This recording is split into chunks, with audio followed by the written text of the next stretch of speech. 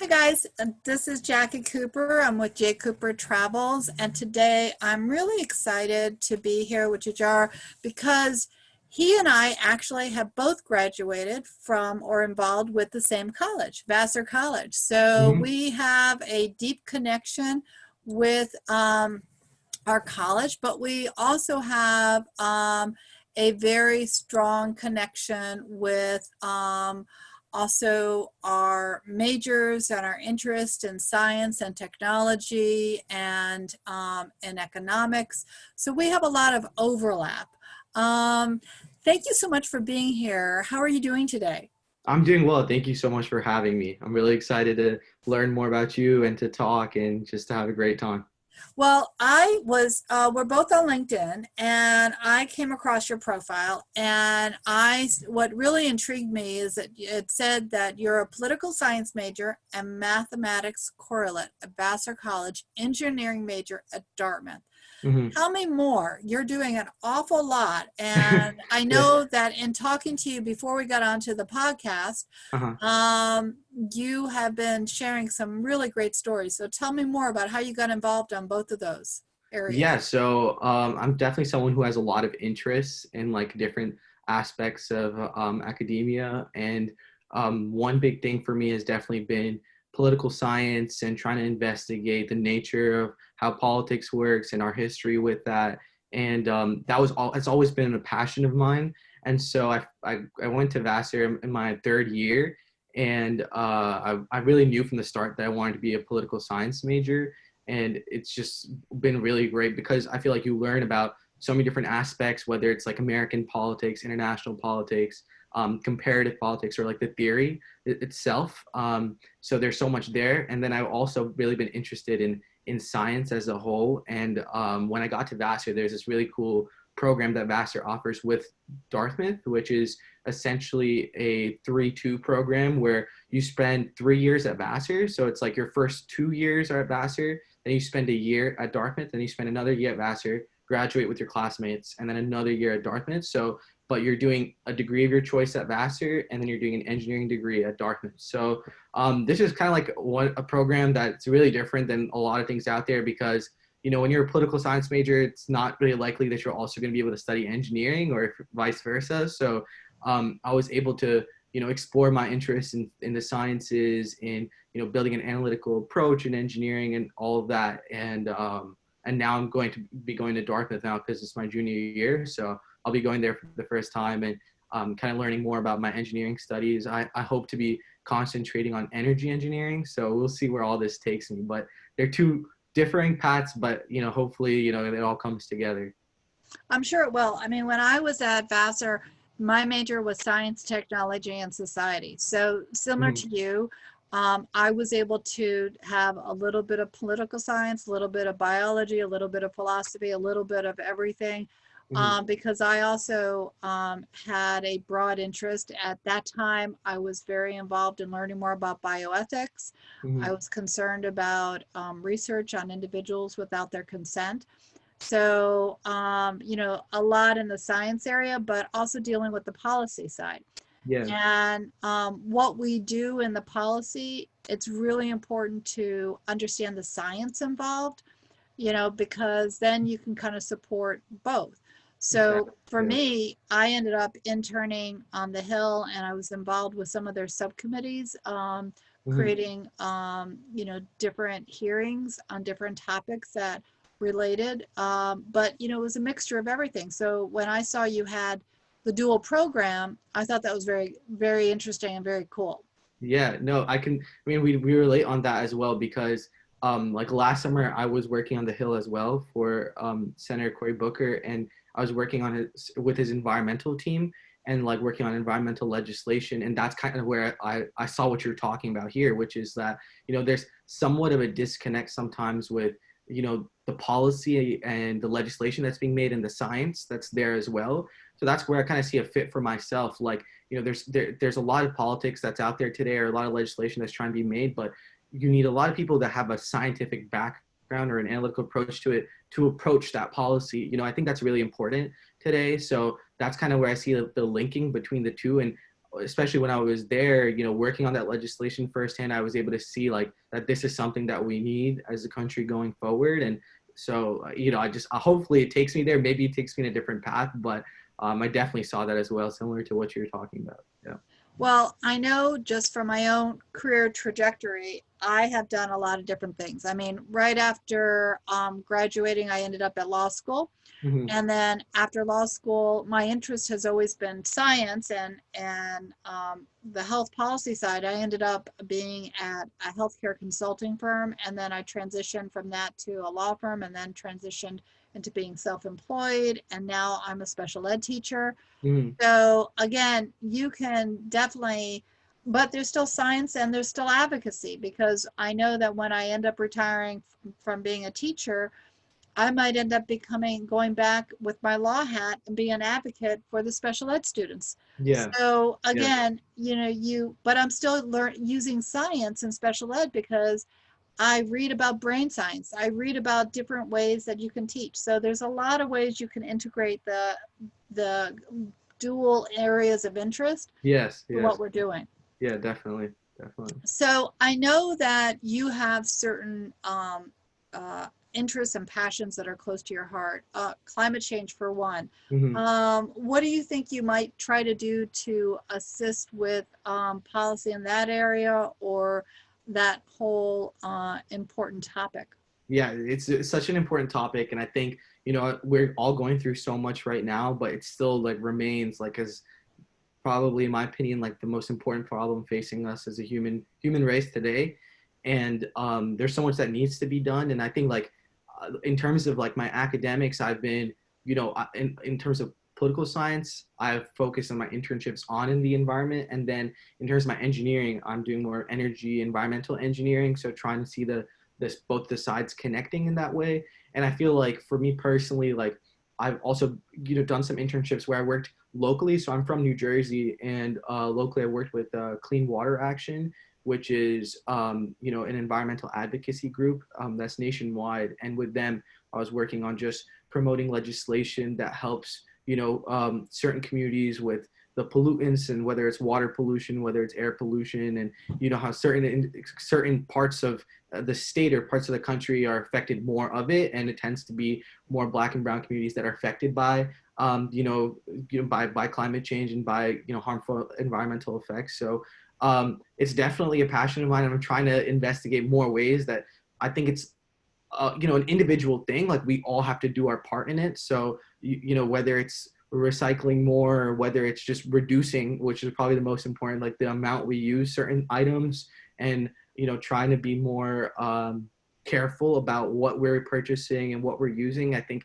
it's something of like a mindset change. But I'm also encouraged because in my time with people my age, my classmates at Vassar, and like we are passionate about it. So hopefully the future will be better, but the time is now. So we really need to get on it, because it's a ticking time bomb. So we have to all do our bit. So yeah. I agree. Every little bit helps, and everyone is in their own little world, but in that, if we can all do a little bit, then it adds up to the whole. Exactly. Yeah. Yeah, yeah, Yeah. for sure. I mean, I know that when my daughter and I traveled over to Africa, because she was doing an internship during her junior year, Hmm. we saw not a lot, but some pollution in this when we did our safari. Hmm. And we were equally impressed when our guide would stop, and this is dangerous, but he would stop and he would pick up trash when he knew it was safe, because he also wanted to make sure that in the parks, the animals weren't impacted because of the humans who Hmm. threw something out.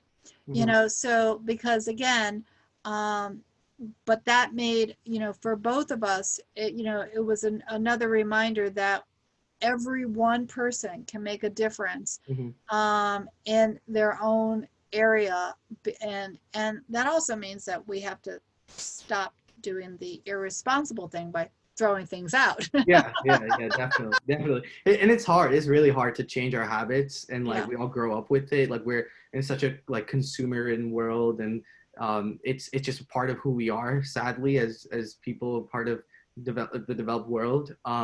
But yeah, no, for me personally, like thinking about traveling, like I grew up for a while, like for a while in my life, I was living in India and I was living in New Delhi, for my high school. And while I was there, New Delhi has one of the worst air pollutions in the world, right? So that's kind of, I feel like still now thinking about it, like that's where I think my passion for climate change like really started, because I felt those effects firsthand. Like, we're all used to wearing masks now, but back then, like, 3 4 years ago or 5 years ago, it was really weird because I had to wear a mask every day, to school. And it wasn't because like the government said something, but it was because you actually felt those effects. Like if you were out too long, like you would, feel sick, your eyes might get watery. Like these things are real. In the United States, sometimes we tend to forget about, like, the real effects that people are facing every day of climate change. I mean, now I guess with the fires around the country, that's one way to see the effect of climate change. But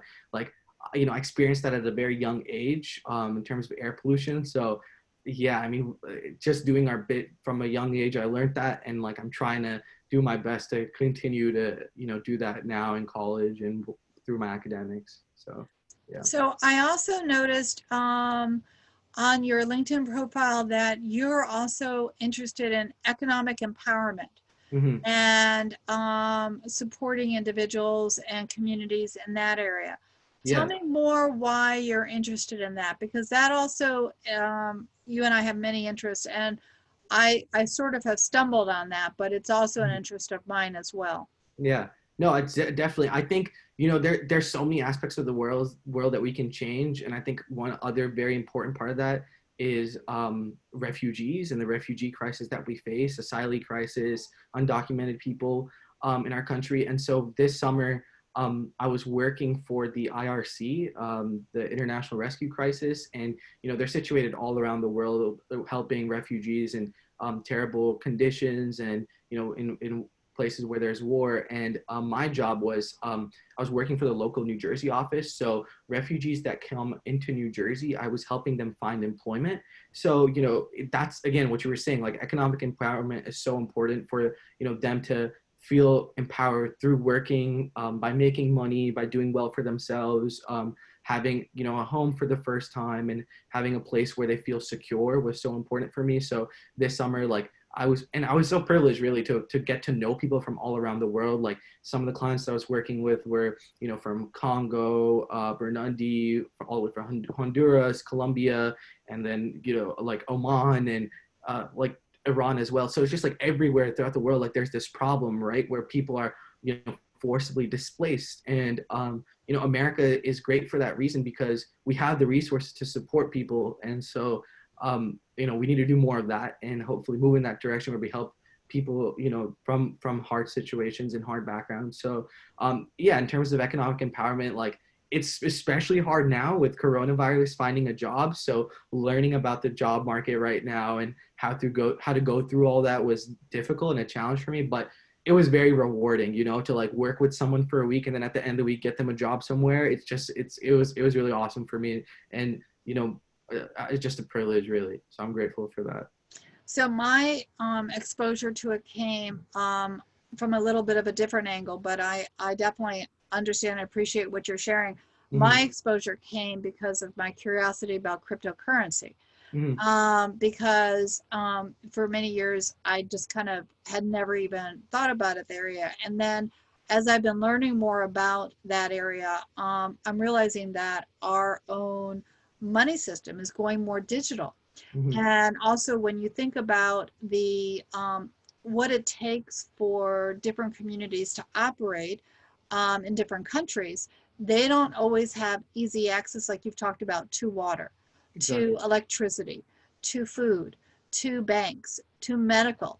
So a lot of these, things that we take for granted here um, are not, the structure is not in place. Hmm. So, in learning more about the cryptocurrency, I'm learning more about decentralized banking and um, systems that are more grassroots. And so that's been fascinating for me to get involved in that whole field and Hmm. area, because I'm learning that, just like on our phone, we have iPay. well, we can do banking on our phone, and that also is going to create some freedom for individuals in countries that might not be able to physically get to a bank, but Mhm. they can still buy things remotely. So again, we have, like you said, we have the ability globally to impact a lot of lives, Mhm. both with access to the internet and access to a lot of the basics. But Definitely. we have to think, how do we redistribute or share that access Mhm. so that way the quality of life gets improved in different communities? Because uh, we do, it's not all equal here, but Mhm. we do have a lot here. And I'm not saying we have to give it away, but I'm saying that we need to think, how do we um, share in a way so others can also be uplifted?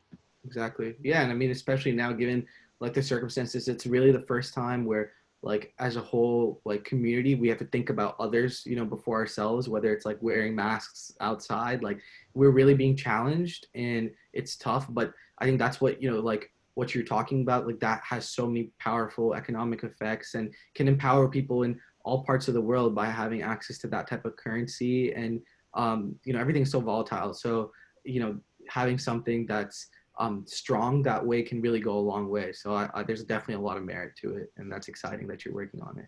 Yeah, I'm really excited to learn more. And, I know it's an evolving market and area. Mhm. But like everything else, I mean, I see on LinkedIn and other places how, like you talked about the water, there are solar panels now that Yeah, actually can create water.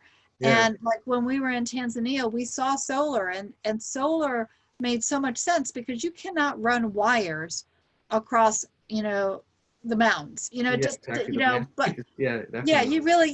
you really have to think about how do you, blend in, just like when Frank Lloyd Wright and some of those architects were thinking, okay, be one with nature. Well, how do you do that Yeah, and provide the resources to individuals who are mhm. living there?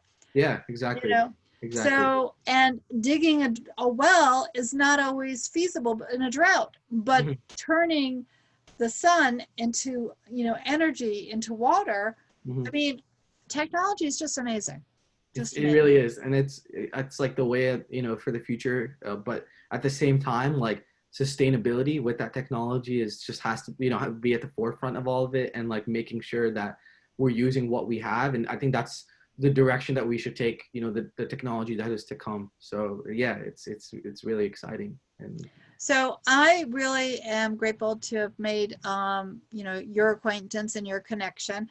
uh Any last minute thoughts that you have for the listeners who might be listening, to our conversation? What I love is the fact that we're talking about everyday things, but we're also looking at the bigger picture.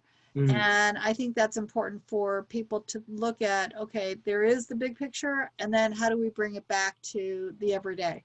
Yeah, I think that's such a challenge today because you feel really small in such a big world sometimes, and you feel like there's no way to solve every single problem, and sometimes even opening up the news can just bring you down because there's so much every single day that happens, and you feel like you want we all have that like human nature within us where we want to help other people and we want to be there for other people. So I feel like as a young person, maybe I have passion or I want to do those things, and maybe I might slow down. Hopefully not, but I think it's about choosing at least one thing and being really passionate about that one thing, Yeah. and getting behind it and um, putting all their effort and energy into it, and also like you have a lot of power in terms of the people that and the communities that you're a part of, so you can impact a lot of people just within your friend circle, your family circle, by questioning them, challenging them to like maybe live a life that's a slightly harder but a lot better for the the collective. So hopefully we can all get in that direction. But it was really nice again to talk to you as well. So that's Same. I'm sure that we'll continue our conversations. So definitely. everyone, just so you know, there's an information box above the podcast as well as above the YouTube. And I will have more information so that way you can continue the conversation both on the climate change side and some of the other subjects that we're both passionate about. So go ahead and remember to subscribe to the podcast as well as the YouTube channel that I have, so you can learn more about other remarkable stories of individuals as the year progresses. And thank you so much for being on, and have a great day. Thank you so much for having me. Thank you so much. Take care.